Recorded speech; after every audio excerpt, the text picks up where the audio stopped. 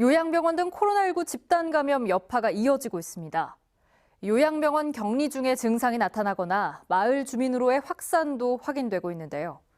방역당국은 집단 감염 고위험 시설에 대한 전수검사를 올해 안에 마치기로 했습니다. 조창현 기자입니다. 하루 만에 도내에서는 코로나19 확진자가 14명 늘었습니다. 대부분이 집단 감염과 관련된 추가 확진자들입니다. 가나안 요양병원에서 격리 중에 증상이 나타난 사람이 2명, 순창 요양병원 확진자와 접촉한 마을 주민 2명도 추가 확진됐습니다. 자가격리 해제 전 검사에서 확진 판정을 받은 현대차 관련자도 2명입니다. 다행스러운 건 또 다른 집단 감염 사례가 추가로 보고되지 않았다는 것입니다. 하지만 감염 경로를 특정할 수 없는 확진자들이 나타나고 있다는 점은 우려스러운 대목입니다. 역학조사가 큰 의미가 없을 만큼 무증상 감염을 통해 코로나 바이러스가 만연해 있다는 것을 반증하는 셈입니다.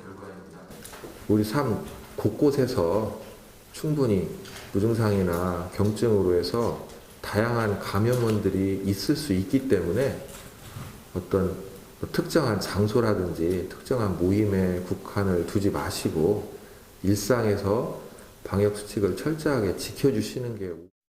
전라북도는 집단 감염이 우려되는 고위험 시설에 대한 2차 검사를 올해 안에 모두 마치기로 했습니다. 요양병원과 주간보호센터 등 630여 개 시설에 대상자는 2만 4천여 명에 이릅니다. 순창 요양병원 확진자도 고위험시설 선제적 검사에서 판명된 사례입니다. 방역당국은 발열, 오한 등의 증상이 없지만 경미한 감기 등 의심 증상이라도 있을 경우 반드시 검사를 받아줄 것을 당부했습니다. JTB 뉴스 조창현입니다.